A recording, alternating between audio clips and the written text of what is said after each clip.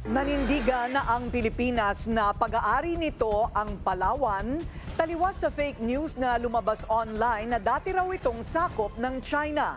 Ang detalye sa agenda report ni Francis Folve.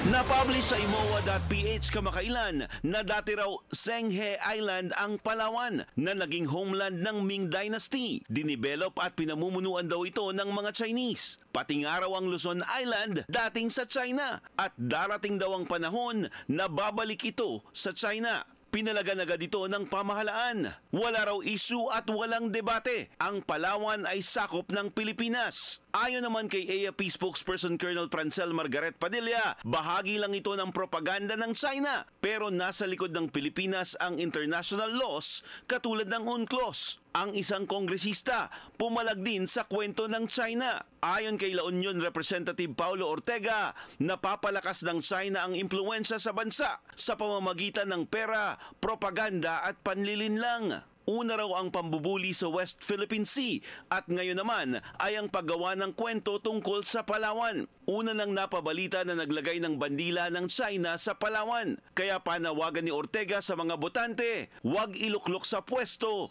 ang mga pro-China.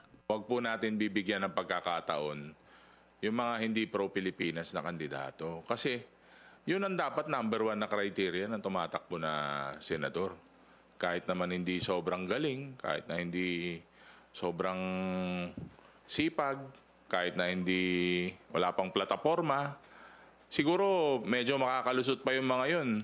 Pero yung number one na criteria na hindi ka maka-Pilipinas, dapat pro-Pilipinas ka. Yun ang number one na criteria para sa mga senador. Mas sinigpitan na rin ang seguridad sa mga kampo at mahahalagang establishmento sa bansa. Ayon sa AFP, ginawa nila ito bago pa man maisa publiko ang magkakasunod na pag-aresto sa mga hinihinalang Chinese spies nitong mga nagdaang mga araw at ilang cyber hacking incidents. Titingnan po natin how we would counter and mitigate po attacks to our sovereignty.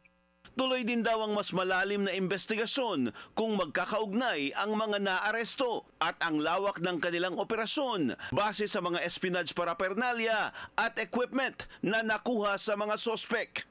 Para sa agenda, Francis Polve, Billionaire News Channel.